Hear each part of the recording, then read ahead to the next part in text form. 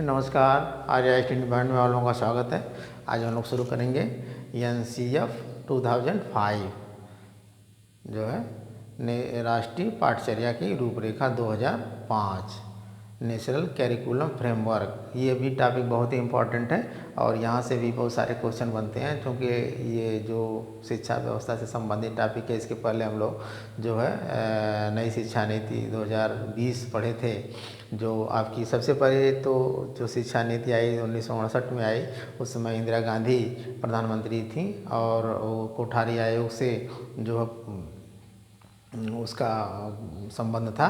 तो इस तरीके से दूसरी आपकी आई जो 1986 में जो राष्ट्रीय शिक्षा नीति के नाम से गए राजीव गांधी जो प्रधानमंत्री थे, जो विज्ञान और तकनीक के बारे में ज़्यादा फोकस किया गया था।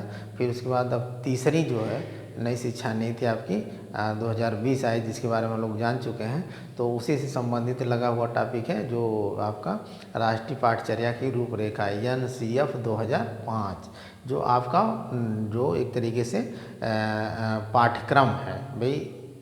भाई शिक्षा नीति बनेगी तो पाठ्यक्रम भी तो चेंज होगा। पाठ्यक्रम पे तो शिक्षा व्यवस्था जो है डिपेंड है। जैसे जैसे पाठ्यक्रम आपका होगा वैसे वैसे शिक्षा व्यवस्था भी होगी। अब जानते हैं कि समाज जैसे जैसे बदलता है, शिक्षा व्यवस्था भी वैसे वैसे बदलती है। तो शिक्षा व्यवस्था किस पे डिपेंड है? पाठ्यक्रम पे। जैसे जॉन डीवी ने कहा था कि शिक्षा त्रिमुखी प्रक्रिया है, ट्राईपोलर है, मतलब उसमें शिक्षक हैं, शिक्षार्थी हैं और पाठ्यक्रम है। अब उस तक आप देखेंगे तो टीचर, स्टूडेंट एंड करिकुलम है। तो जैसे जैसे आपका जो समाज बदलेगा, व्यवस्था बदलेगी, जैसे जिसकी मांग होगी, जैसे कहते हैं ना कि मार्केट में जिसकी डिमांड होती है तो जो सेलर वगैरह उसी की चीज़ उसको ज़्यादा लाते हैं, क्योंकि भाई वो उसकी ज़्यादा कप होते हैं। जैसे ठंडी के दिनों में आप देखेंगे वुलन कपड़ों का ज़्यादा सेलिंग, गर्मी में दिनों में उस तरीके का। तो वही चीज़ है कि जैसे जैसे हमारा समाज बदलेगा, जैसे जैसे हमारी पूरी व्यवस्था बदलेगी, वैसे वैसे जो हमारे शिक्षाविद जो बैठे हुए हैं, जो हमारे शिक्षा मंत्री लोग हैं या बड़े बड़े शिक्षा वैज्ञानिक लोग हैं, तो ये लोग जो है अपने नए नए शोध करते रहते हैं। और आप आजकल देख लें, आप जो बेसिक शिक्षा एजुकेशन में मतलब कि कितना आधारशिला और आप तरीके से ध्यानाकर्षण मॉड्यूल तमाम इस तरीके से आप देखेंगे। आप शिक्षक बनने की तैयारी कर रहे हैं तो आप बहुत सारी चीज़ आप देख ही रहे हैं, बहुत सारा परिवर्तन हो रहा है। तो इस तरीके से इसके बारे में हम लोग चर्चा करेंगे। आप देखेंगे पहली जो राष्ट्रीय पाठचर्या की रूपरेखा बनी 1975 में बनी। कब बनी? 1975 में। क्वेश्चन आता है पहली कब बनेगी? 1975 में। और दूसरी कब बनी? आपकी 1988 में बनी, जो 1986 की राष्ट्रीय शिक्षा नीति से प्रेरित होकर के 1988 में बनी। और तीसरी कब बनी? 2000 में बनी। और चौथी जो आपकी बनी 2005 में बनी। राष्ट्रीय पाठचर्या की रूपरेखा जो है कब बनी? 2005 में बनी। और यह जो है बहुत लोगों से इसका जो मसौदा तैयार किया गया, बहुत लोगों से सलाह मशवरा लिया गया, तो लास्ट में जो है 2005 में ये बनी। और इसमें 38 सदस्य थे। वैसे तो सदस्य 35 थे, लेकिन 3 सदस्य NCERT के थे। NCERT के प्रकाशन जो आपका 14 जुलाई और 19 जुलाई को इसका जो बैठक हुई, और उस बैठक में 2004 14 जुलाई और 2 बैठक हुई, 14 जुलाई और 19 जुलाई को।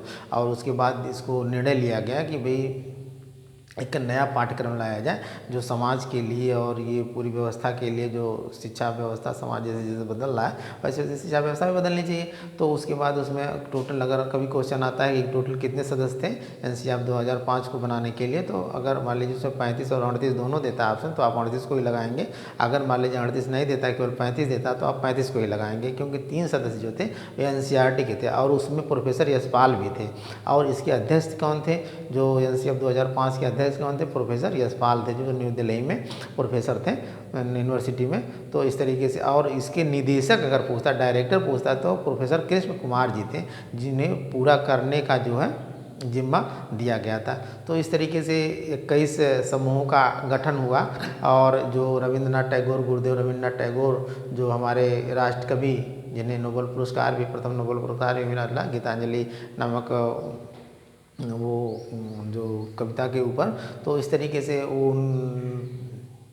उनकी एक निबंध था, निबंध कहें या कहीं के उपन्यास भी आता है, कहीं के लेख भी आता है। तो उस निबंध, लेख या उपन्यास उनका एक टॉपिक था जो सभ्यता और प्रगति की जो है से लिया गया। इसकी शुरुआत वहीं से हुई कि उन्होंने कहा कि सृजनात्मकता जो होती है, सृजनात्मकता और उदार आनंद बचपन की कुंजी है। इसे आप याद रखेंगे। उनका जो मतलब उसका मेन उसमें से जो लिया गया, मेन टॉपिक लिया गया, मेन शीर्षक लिया गया, मेन बिंदु लिया गया, मेन पॉइंट लिया गया, तो उन्होंने कहा सृजनात्मकता जो है ना, क्रिएटिविटी जो है और उदार आनंद बचपन की कुंजी है। फिर उन्होंने कहा कि अधिगम जो है स्वभाव में जो है सक्रिय और सामाजिक है। सीखना जो है स्वभाव में सक्रिय है, ऐसा कि नहीं है कि निष्क्रिय है। भाई सबको सीखने की ज़रूरत पड़ती है। सभी लोग ये चाहते हैं कि हम सीखें, कुछ ना कुछ नया करें, कुछ ना कुछ हमारा नाम हो, कुछ ना कुछ हमारा जो है अपना प्रोग्रेस करें। तो इस तरीके से 2-3 पॉइंट्स है इसमें हैं, बहुत सारी चीज़ें नहीं हैं। MHRD की पहल पे जो है प्रोफेसर यशपाल जी इसके अध्यक्ष बने। और इस तरीके से जैसे पाठ्यक्रम को आप देखेंगे, पाठ्य प्लस क्रम, यानी पाठ्य का मतलब होता है सीखने की सामग्री, क्रम का मतलब होता है सीखने की जो एक निश्चित व्यवस्था, यानी सीखने की सामग्री की एक निश्चित व्यवस्था को हम पाठ्यक्रम कहते हैं, जो पाठचर्या जो होती है आपकी। अब जो है पाठ्यक्रम कैसे बना? पाठ्यक्रम जो है अंग्रेजी के करिकुलम शब्द से बना। किससे बना? करिकुलम। करिकुलम कैसे बना? करिकुलम जो है एक कुर्रर शब्द आता है। कुर्रर शब्द जो लैटिन भाषा का शब्द है। कभी क्वेश्चन आता है करिकुलम जो है किससे बना? तो लैटिन भाषा के कुर्रर शब्द से बना। अब कुर्रर शब्द का क्या अर्थ है? कुर्रर शब्द का अर्थ है दौड़ का मैदान। क्या है? दौड़ का मैदान। अब दौड़ का मैदान मतलब कि पाठ्यक्रम एक ऐसा जो दौड़ का मैदान है जिसमें विद्यार्थी दौड़ करके, यानी अपने उद्देश्य को, अपने गेम मतलब गोल को, अपने लक्ष्य को जो है, निर्धारित लक्ष्य को प्राप्त कर लेता है। तो इस तरीके से बहुत सारी चीज़ें हैं। इसके फिर कुछ आपके जो अब जैसे इसमें इसकी जो सूत्र हैं शिक्षा बिना बोझ के, लर्निंग विदाउट बर्डन, जो 1993 जो यशपाल समिति बनी थी, उसमें यशपाल समिति जो है 1992 बनी थी। यशपाल समिति का भी नाम आता है, कब बनी थी? तो 1992 बनी थी। तो उसमें 1993 में उनका एक अपना एक लेख आया था। तो उस लेख में उन्होंने जो है 1993 में लर्निंग विदाउट बर्डन, शिक्षा बिना बोझ के, यानी सीखना बिना बोझ के, तो वहाँ से जो है इसकी शुरुआत होती है। तो ये भी कभी क्वेश्चन आता है, तो वहाँ से इसकी शुरुआत होती है। और बाकी रविन्द्रनाथ टैगोर के जो सभ्यता और प्रगति से भी इसकी शुरुआत होती है। और इस तरीके से जो NCERT ने इसको बनाया, तो इस तरीके से उसकी पहल पे ये हुआ और इसका मसौदा तैयार किया गया। और इसके बारे में इसके बहुत जो है सिद्धांत है, मार्गदर्शी सिद्धांत से बहुत अच्छे अच्छे क्वेश्चन बनते हैं। तो उसमें आप देखेंगे इसके कुछ अंग भी हैं। और इन्होंने भाषा के प्रति क्या सुझाव दिया, शिक्षा के प्रति क्या सुझाव दिया, और शिक्षक के प्रति क्या सुझाव दिया, और विज्ञान के प्रति क्या सुझाव दिया, इसका दृष्टिकोण क्या था, ये 2-3 टॉपिक्स को आप जानेंगे।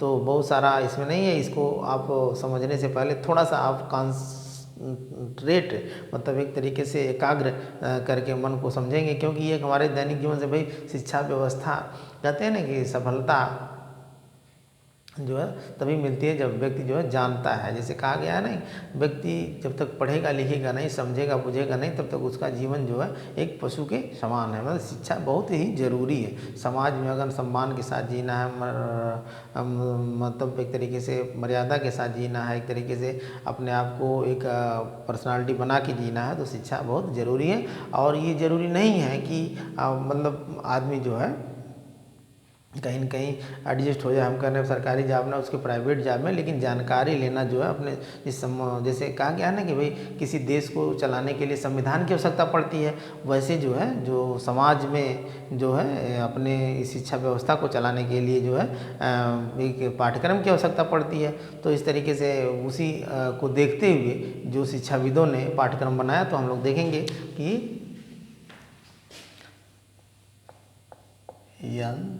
NCF 2005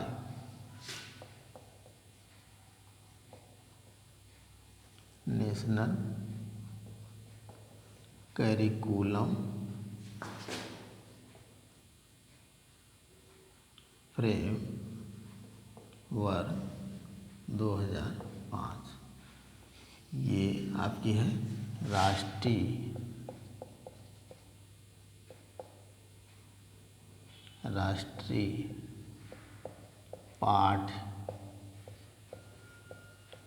पाठचर्या की रूपरेखा 2005। 5। तो इसे आप देखेंगे तो इसका जो प्रकाशन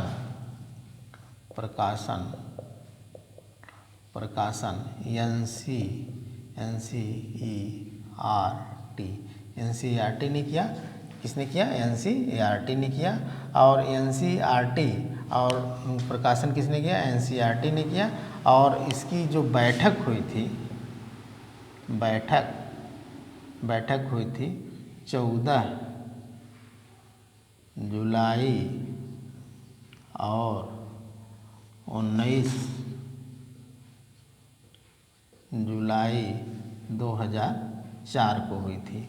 तो उसमें एक मसौदा तैयार किया गया कि जो है एक नई पाठचर्या की नई रूपरेखा लाई जाए। तो उस तरीके से NCERT और इसकी जो NCF 2005 के अध्यक्ष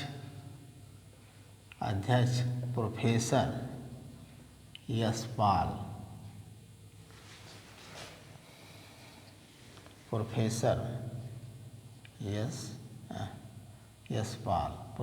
यशपाल और अभी कहा जाए कि NCF 2005 के निदेशक, यही थोड़ा सा अंतर आपको समझ लगेगा, निदेशक प्रोफेसर कृष्ण कुमार और पहला तरीके से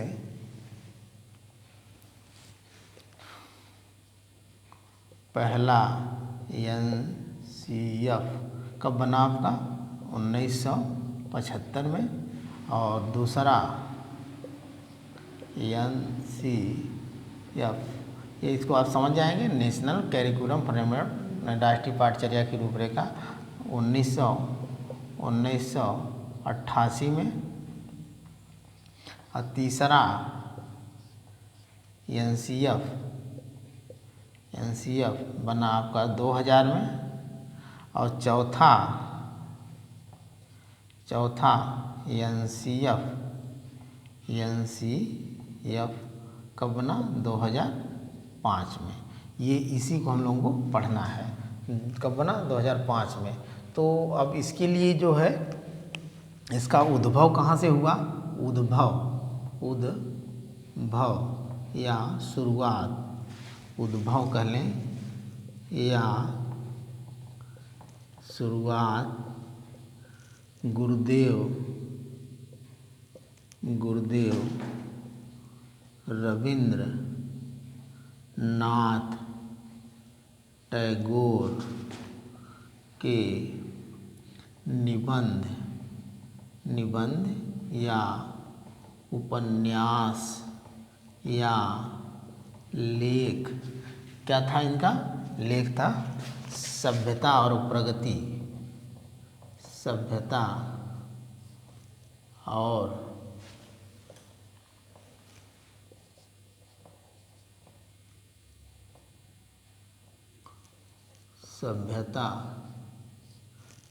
और प्रगति से हुआ। और इसमें उन्होंने कहा था कि सृजनात्मकता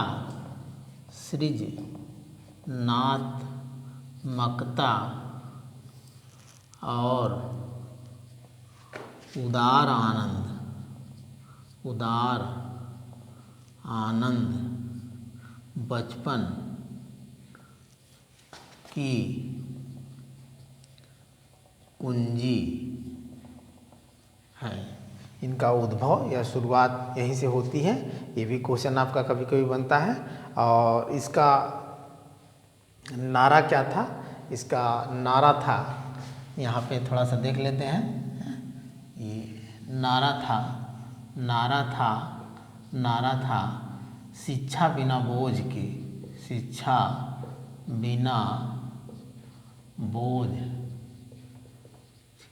अब कहाँ से लिया गया? यशपाल समिति के, यशपाल समिति के 1993 से लिया गया, ये लिया गया। और इसको कितने सदस्य थे? सदस्य कितने थे? सदस्य थे टोटल कितने थे? 38 सदस्य थे, 38 थे, जिसमें वैसे तो NCF के जो थे, NCF के सदस्य 35 थे और 3 सदस्य जो थे NCERT के 3 सदस्य थे। NCERT के तो टोटल कितने हो गए? 38 हो गए, 38 सदस्य हो गए। कभी कभी ये क्वेश्चन आता है आपका। तो NCF जो की समिति जो बनी थी, नेशनल कैरिकुलम फ्रेमवर्क की समिति जो बनी थी, उसके जो सदस्य थे वो 35 थे और NCERT के 3 सदस्य थे, इसलिए टोटल सदस्य हो जाते हैं आपके 38। और इसमें जो समूह बना था, समूह जो बना था NCF के लिए, जो समूह बना था NCF 2005 के लिए जो समूह बना था वो 21 समूह था। कितने समूह था? 21 समूह था। कभी कभी क्वेश्चन आता है कितने समूह था? 21 समूह था। ये सब टॉपिक जो है आपके लिए बहुत ही इंपॉर्टेंट है, यहीं से क्वेश्चन आपके पुटअप होंगे और इस चीज़ को आप एकदम ध्यान से जो है देखेंगे, ध्यान से क्लियर करेंगे, तब आपको जो है क्वेश्चन कहीं से भी घुमा फिरा के पूछेगा, आप उसको मिस नहीं कर पाएंगे। और फिर ये जो था संविधान के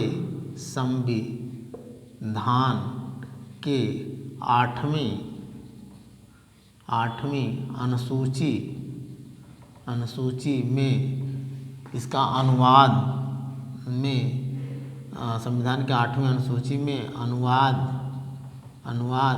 कितनी भाषाओं में हुआ? 22 भाषाओं में हुआ, क्योंकि 22 भाषाओं में हुआ, 22 भाषाओं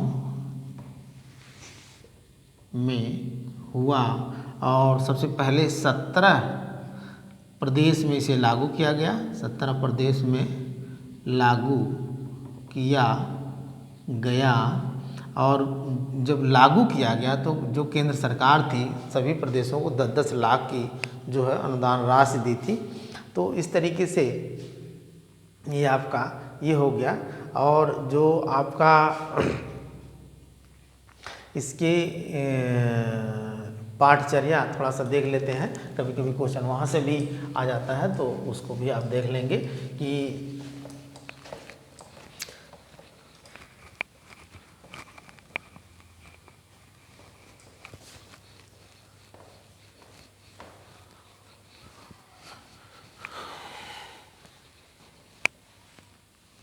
जैसे आप देखें पाठ्यक्रम, ये पाठ्यक्रम आपका है, ये कितने शब्दों से मिला है? 2 शब्दों से, जिसको कहेंगे पाठ्य प्लस क्रम, पाठ प्लस क्रम। तो अब देखेंगे पाठ्य का अर्थ होता है, पाठ बराबर होता है क्या? पढ़ने की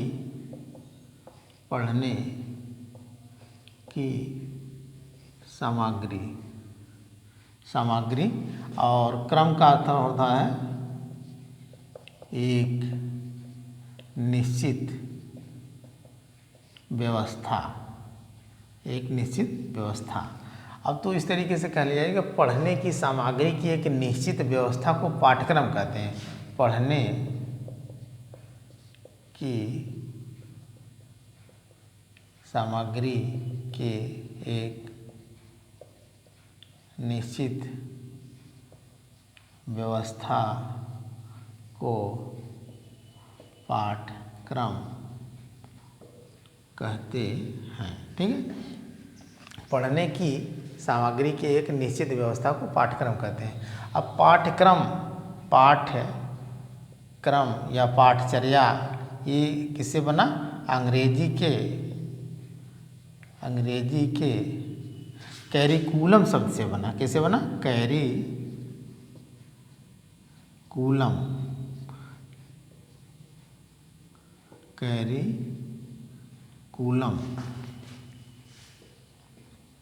शब्द से बना। तो अब कैरिकुलम शब्द कैसे बना? जो है कैरिकुलम शब्द कैसे बना? ये जो है लैटिन भाषा के कुर्रर शब्द से बना। अब कुर्रर का क्या अर्थ है?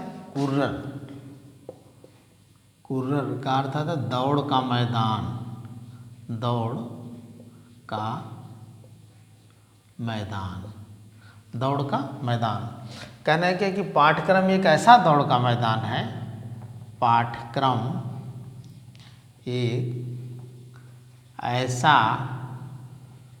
दौड़ का मैदान है जिस पर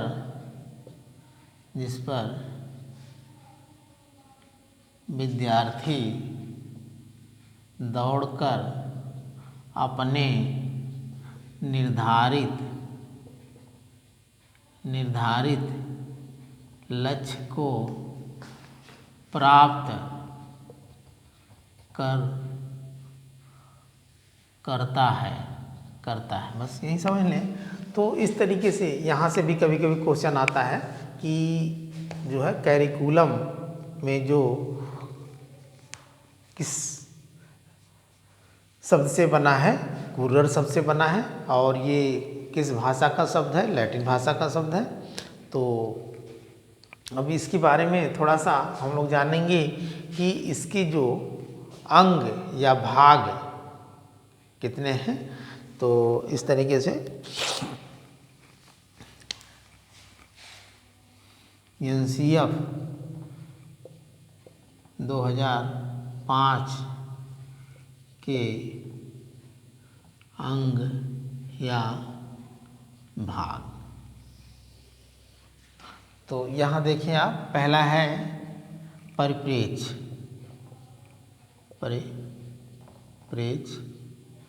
दूसरा है सीखने की सामग्री,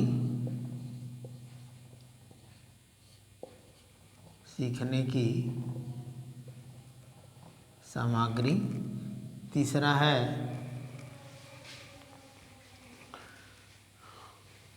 सीखने की सामग्री, और तीसरा है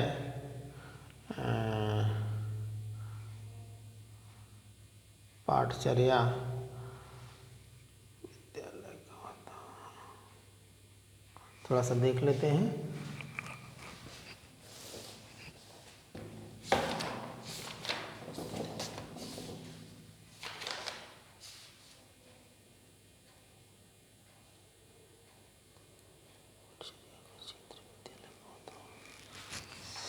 सीखने का ज्ञान है ये,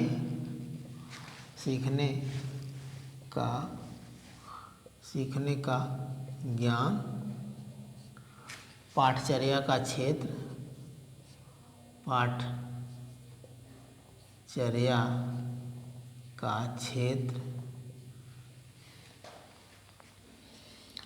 विद्यालय, पाठचर्या का क्षेत्र। चौथा विद्यालय का वातावरण,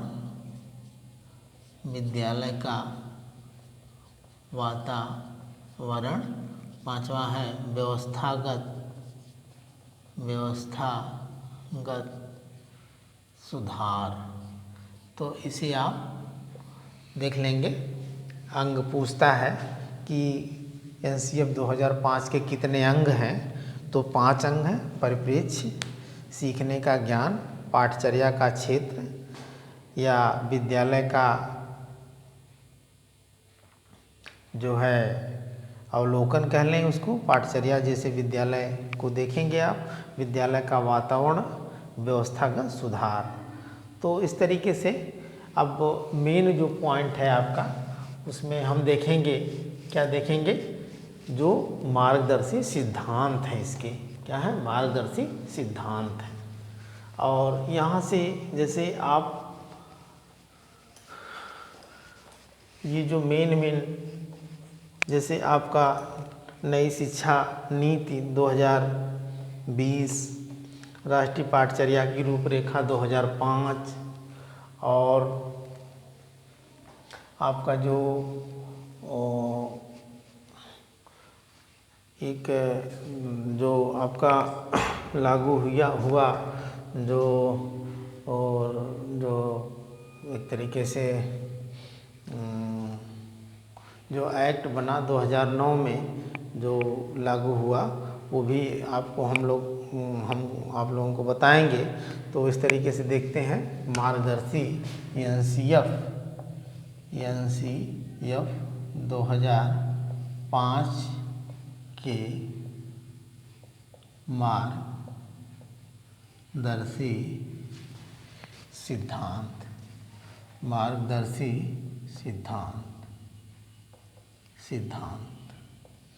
ये कितने मार्गदर्शी सिद्धांत हैं? 5 हैं। कितने हैं? 5 हैं। ये आपको इम्पॉर्टेंट है। पहला है ज्ञान को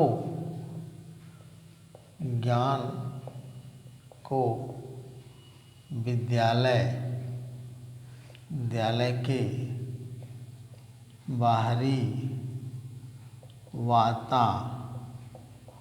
वातावरण से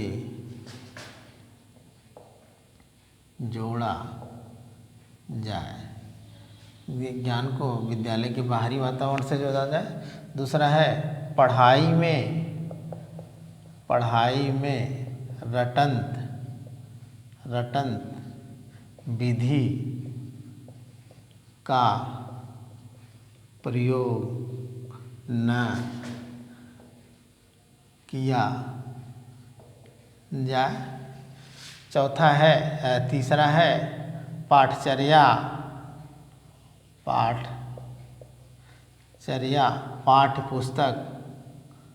पाठ्य पुस्तक केंद्रित ना हो।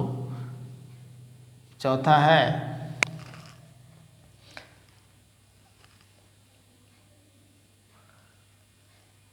पढ़ाई में रटंत विधि का प्रयोग न किया जाए, पाठचर्या पाठ्य पुस्तक केंद्रित ना हो, और कक्षा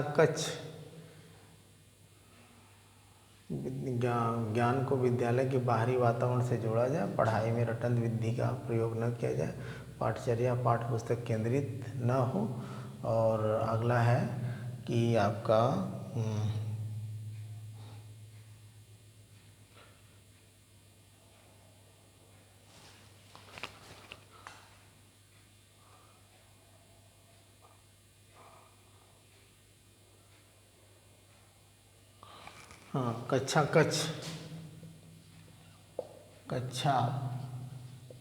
कक्ष में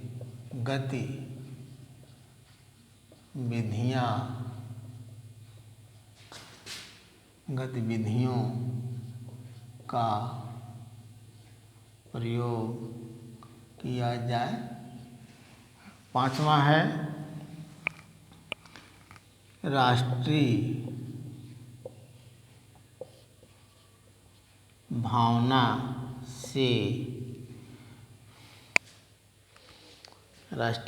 से तरीके से राष्ट्रीय भावना से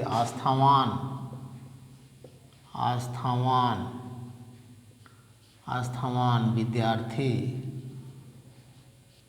विद्यार्थी तैयार किए जाएं। तो इस तरीके से ये आप देख लेंगे थोड़ा सा भाई, इसके बारे में हम लोग देखते चलें। अब जैसे देखें कि ज्ञान को विद्यालय के बाहरी वातावरण से जोड़ा जाए, कहते हैं ना कि वह ज्ञान जो है ज़्यादा अस्थायी होता है, जो करके सीखना, देख करके सीखना, भ्रमण द्वारा सीखना, अस्पष्ट उसका जो है उसको संपर्क में रह करके आप सीखते हैं जब किसी को, तो वह ज्ञान जो है ज़्यादा अस्थायी होता है। तो बच्चे को आप पढ़ा रहे हैं, अगर उस चीज़ को करके सिखा रहे हैं या बाहरी वातावरण से जोड़ रहे हैं, जैसे किसी आप मान लीजिए साइंस पढ़ा रहे हैं या हिस्ट्री पढ़ा रहे हैं या मैथ पढ़ा रहे हैं, तो उसको जो है वो व्यवहारिक जीवन से उसको जोड़ करके हैं। जैसे बच्चे को आपने गिनती सिखाया और फिर कुछ दे दिया कि इसको गिनो, 1 2 3 4, अब छोटे बच्चे की बात हो रही है बेसिक लेवल पे, तो उसको बच्चा गिन रहा है, वहाँ वो सीख जाएगा।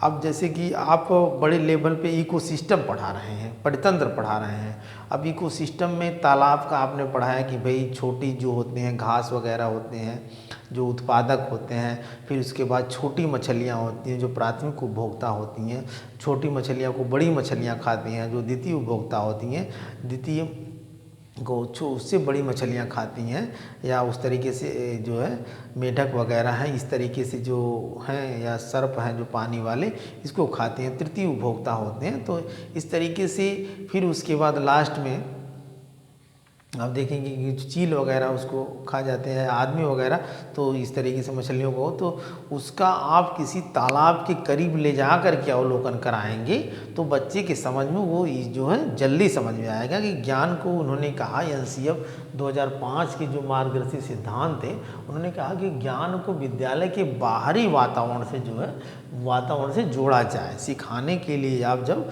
बाहरी वातावरण से जोड़ेंगे, चाहे किसी भी वे में हो, आप देखेंगे कि उसका थियरी हो और उतना ही प्रैक्टिकल भी हो। अगर 8 घंटे का आपका है जो है सुबह से शाम तक 8 घंटे की पीरियड है बच्चे का, तो 4 घंटे आप जो है बच्चे को पढ़ाएं और 4 घंटे प्रैक्टिकल कराएं जो है, तब बच्चे को जल्दी जो है वो पाठ्यक्रम ऐसा होना चाहिए कि उसमें जो है वातावरण से जो है जोड़ करके भ्रमण करके सिखाएं आप। दूसरा है कि पढ़ाई में रटंत विधि का प्रयोग न किया जाए। पढ़ाई जो है आपकी रटंत विधि, रटंत कहते हैं ना कि भाई किसी चीज़ को रटने से तो याद हो जाएगा, लेकिन वो चीज़ जो है जब तक उसके कंसेप्ट को, उसके आप संप्रत्यय को क्लियर नहीं करेंगी कि इसके बाद ये होता है, इसके बाद ये होता है, तब तक अब वो चीज़ समझ में नहीं आएगी। चाहे आप किसी भी सब्जेक्ट को ले लें, हैं भाई, अब कुछ चीज़ें तो ऐसी होती हैं जो बेसिक लेवल पे रट करके ही बच्चे उसको याद करते हैं। अब ज़्यादा रटंत प्रणाली का प्रयोग बेसिक लेवल पे ही किया जाता है, बच्चे रट करके ही याद करते हैं, लेकिन आगे चल करके भी जो है उसको भी वो समझ जाते हैं कि इस तरीके से यहाँ से ये चीज़ आएगी तो यहाँ इसको मिला देंगे तो ये चीज़ बन जाएगी। लेकिन बच्चा छोटा रहता है तो वहाँ उस चीज़ को, कंसेप्ट को क्लियर करने के लिए जो है उसको आप रटंत प्रणाली से दूर रख करके उसको कंसेप्ट को समझाने का प्रयास करें हैं। किसी भी चीज़ को जो है ज़्यादा फोकस न दिया जाए, कुछ हद तक जो है हो सकता है, लेकिन ज़्यादा से ज़्यादा प्रयोग जो है रटंत विधि का प्रयोग न किया जाए। अर्थपूर्ण माने मीनिंगफुल जो है लर्निंग हो उसकी। तो इस तरीके से दूसरा है पाठ्यचर्या पाठ्य पुस्तक केंद्रित ना हो।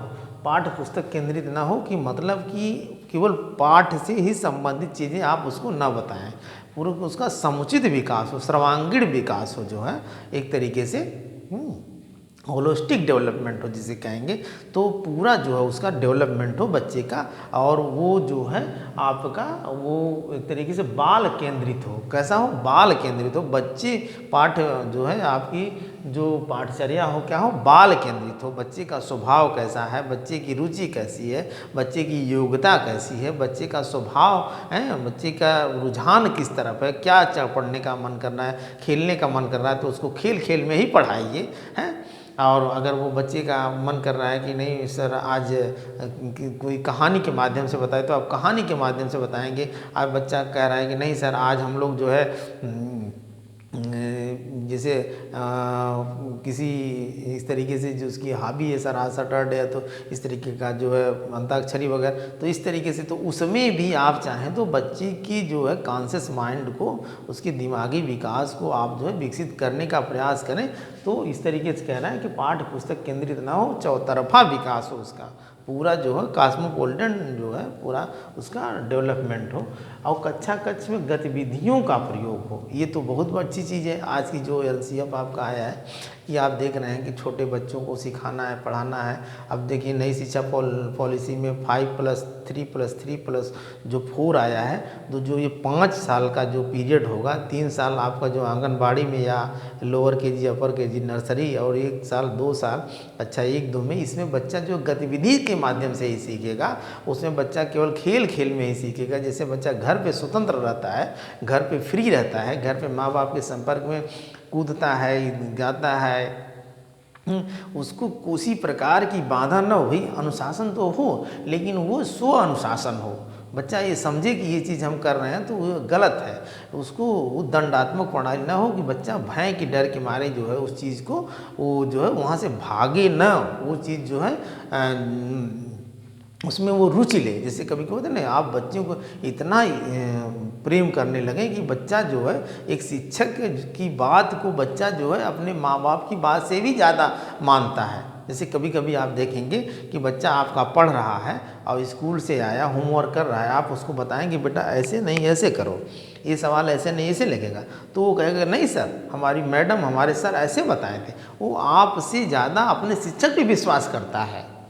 तो वो बच्चे के कुछ शिक्षक ऐसे होते हैं, इतने अच्छे होते हैं भाई, नोबल शिक्षक होते हैं कि वो बच्चे को इतना, आप भी ऐसा बनने का प्रयास करें। कहने का मतलब है कि शिक्षक विधियों का प्रयास करें कि बच्चा जो है चलिए करें कि शिक्षक समाज का दर्पण होता है, एक प्रतिबिंब, मतलब आप उसमें वो देखिए अपना प्रतिबिंब जो है, एक तरीके से उसमें जो है अपना प्रतिबिंब देखिए कि शिक्षक जो है जैसे बोल रहा है, जैसे उसके हाव भाव हैं, जैसे उसके रहन सहन है, उसके खान पान है, आचार विचार हैं, तो इस तरीके से वहाँ पे भी ऐसी गतिविधियों का आप प्रयोग करें। उस NCF 2005 में उन्होंने कहा कि बच्चा गतिविधि के माध्यम से सीखे, न कि जो है रटंत प्रणाली का प्रयोग ना हो, उसके आप तानाशाही व्यवस्था ना अपनाएं, उसको आप जो है जोर ज़बरदस्ती से ना सिखाएं हैं। वो बच्चे को खेल खेल में बच्चे को ऐसे डांस करके है, जैसे नहीं चिड़िया रानी आओ बैठो सुनो कहानी मेरे आंगन में तू, ऐसे नहीं कहते हैं। अब ऐसे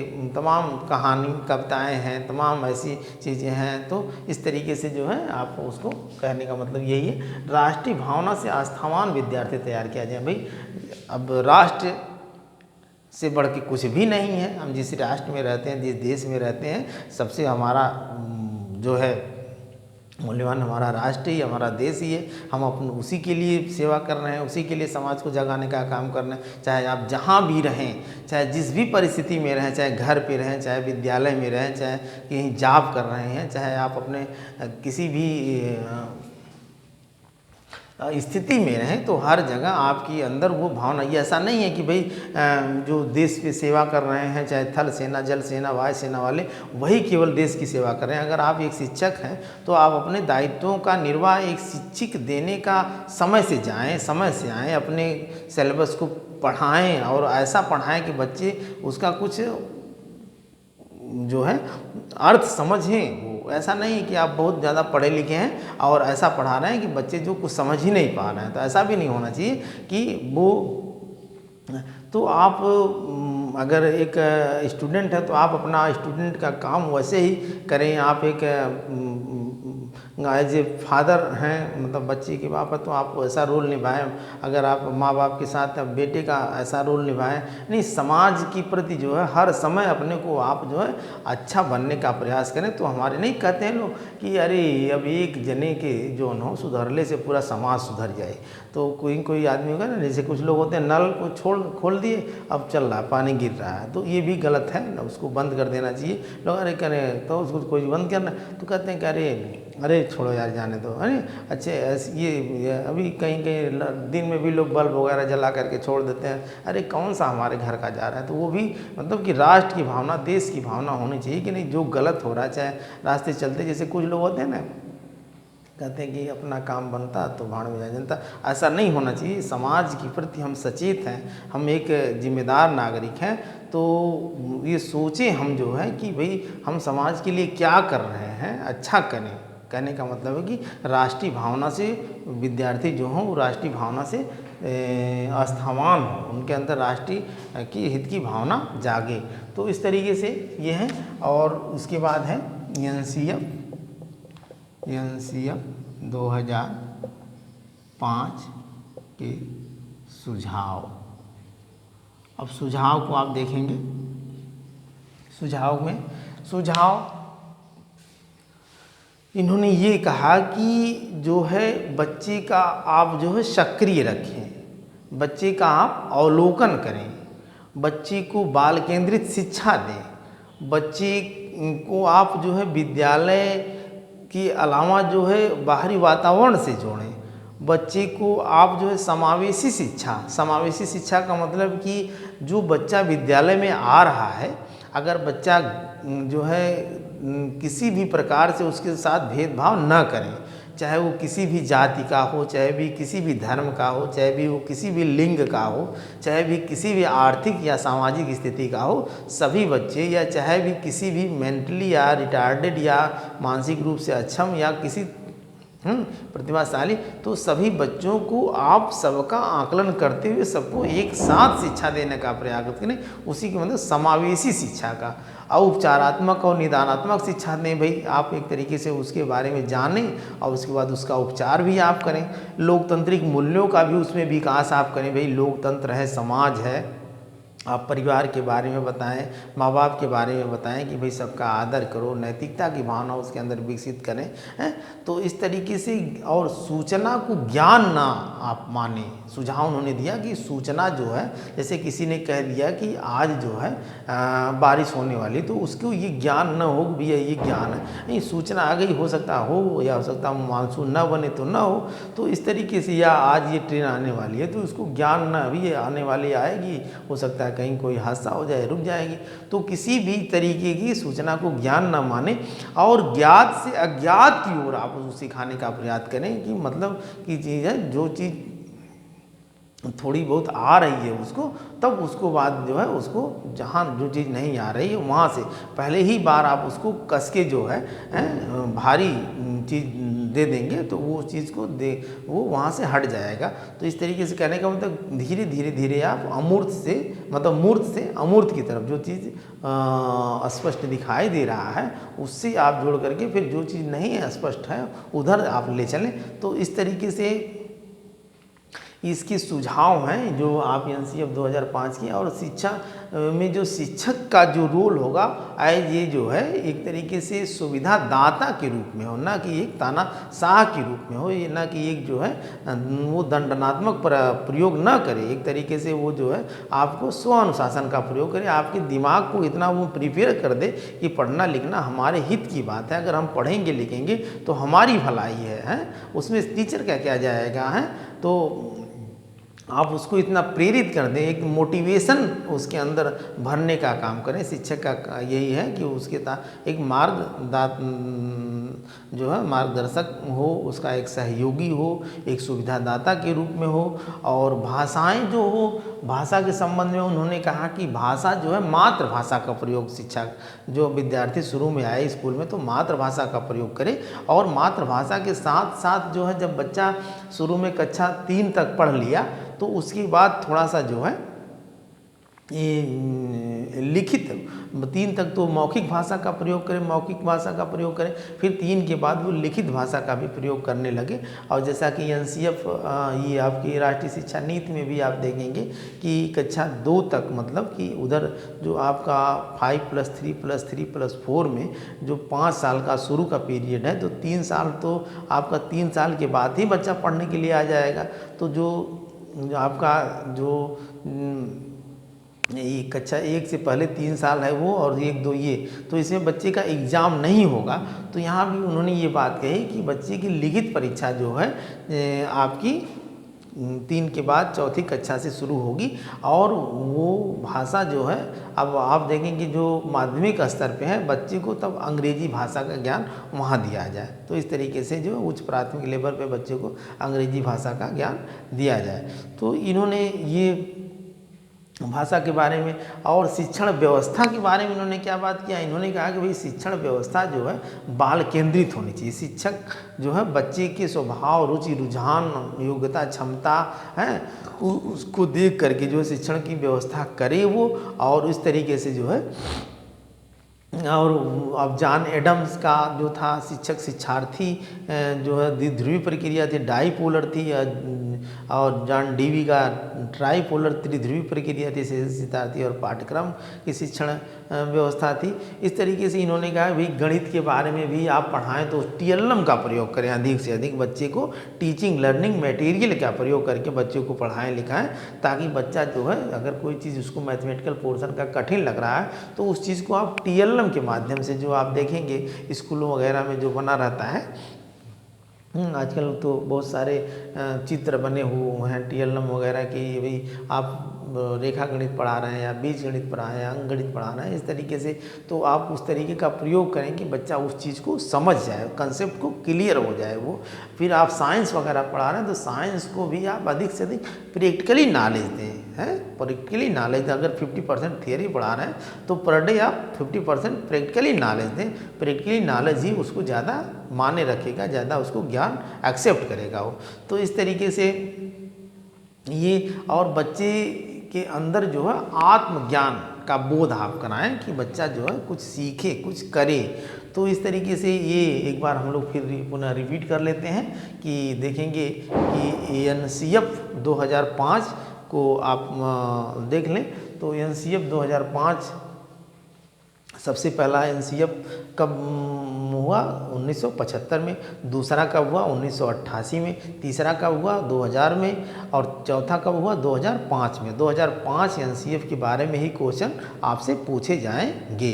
तो इसको मसौदा या इसका प्रकाशन जो किसने किया? एनसीईआरटी ने दिया, national council of education and research training. तो इस तरीके से अब एनसीईआरटी की स्थापना कब हुई? 1961 में हुई। इसका मुख्यालय कहाँ है आपका? न्यू दिल्ली में है, नई दिल्ली में है।